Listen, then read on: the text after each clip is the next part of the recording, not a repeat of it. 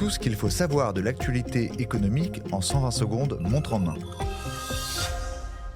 Qui va payer pour la cérémonie d'ouverture des JO de Paris 2024 ? Son coût global s'élèverait à 122 millions d'euros, selon le Canard enchaîné, soit 4 fois plus que pour celle des JO de Londres 2012. C'est le comité d'organisation des Jeux Olympiques et Paralympiques, COJOP, qui prendra en charge cette somme. Pour rappel, le budget du COJOP, 4,4 milliards d'euros, est supporté à 96% par des financements privés. Quant aux mégastars Céline Dion et Aya Nakamura, elles se sont produites à titre gracieux.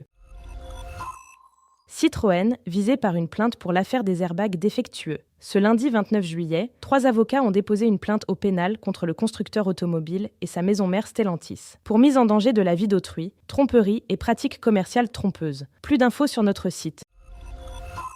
L'immobilier, toujours en crise. Les constructions de logements neufs ont de nouveau baissé en juin 2024, selon le ministère de la Transition écologique. 22 400 mises en chantier ont été ainsi lancées, soit 9% de moins par rapport au mois de mai. Sur les 12 derniers mois, le nombre de mises en chantier a chuté de plus de 20%. Ce plongeon devrait même s'accentuer dans les prochains mois, au regard du recul du nombre de permis de construire délivrés.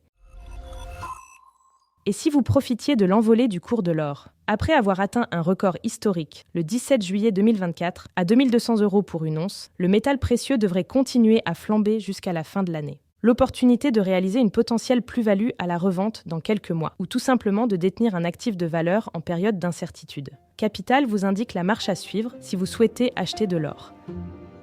Ce podcast a été écrit par les journalistes de Capital et mis en voix par une intelligence artificielle. N'hésitez pas à vous abonner sur votre plateforme habituelle pour écouter chaque épisode dès sa sortie.